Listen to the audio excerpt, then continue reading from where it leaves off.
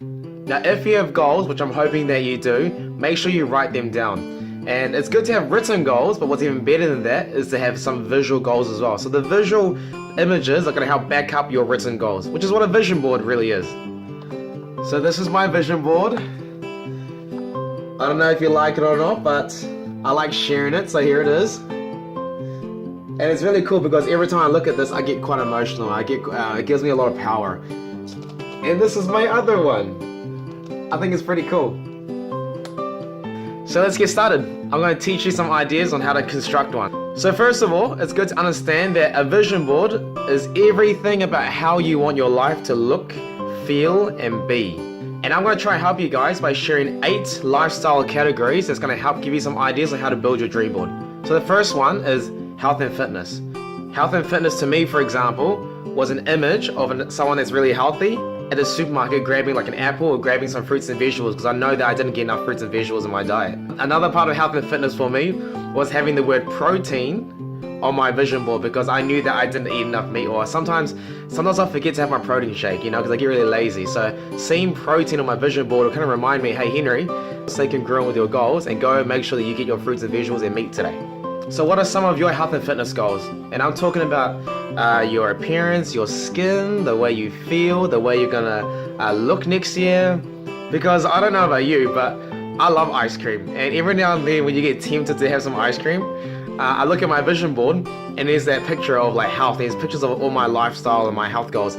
So the next time I feel like eating ice cream and I look at my vision board, it's gonna be like, wait, Henry, this ice cream is going to take you further away from your goals, so make sure you eat something different instead. Yeah, so I'll have like a protein meal replacement, or I have some fruit instead, I have some bananas, I have a smoothie instead. And once you've got some written health and fitness goals, once you've got an idea of what your health and fitness goals are going to be for the next year or a couple of years later, how you want to look, your skin, your appearance, then simply go on Google and look at some images, look online, find some images in some magazines, and you're going to cut them out, you're going to print them out, and you're going to paste them on your vision board. Category number 2 is income and savings. So what kind of incomes and savings do you want for the next year, the next 3 years, and the next 5 years? So some of my income and saving goals was to save an X amount of money to go to Thailand and Singapore, which is what I did.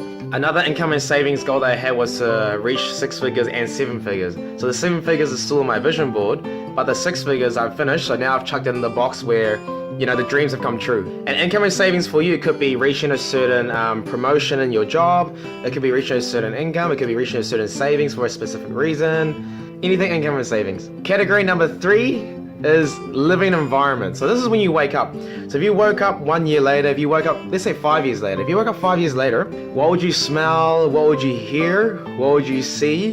Yeah, what kind of windows are surrounding your room? What is your bed sheets like? Which country are you in? So it's really important that you're being really clear on where you want to head. Once you've got your living environment done, make sure you find some images that are going to back up your goals.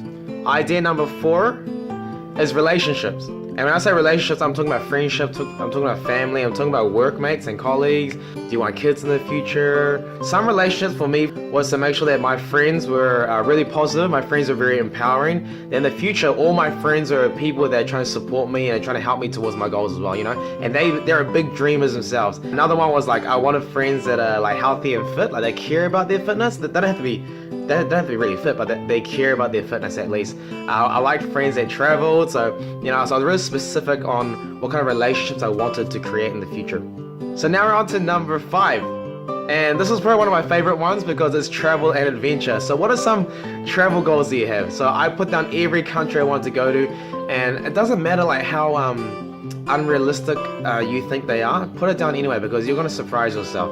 So some for me were China, Singapore, Hong Kong, Japan, Thailand, America, going to Disneyland, going to see the Grand Canyon. There are so many things on my vision board, and the cool thing is that most of them, like 80% of them, have been achieved. That's why I constantly update and make new vision boards because I keep achieving them, which is really cool because without the vision board, I truly don't think that I would be heading in the right direction or as quickly. I might get there eventually, but it'll probably take me a little bit longer than what I wanted.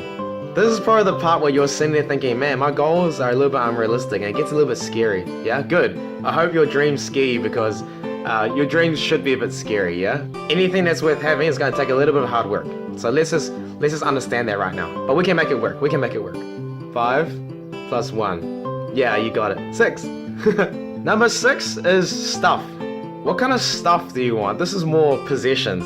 It could be a new laptop, it could be the latest Samsung or the latest iPhone, or it could be a home. Is it a home that you want?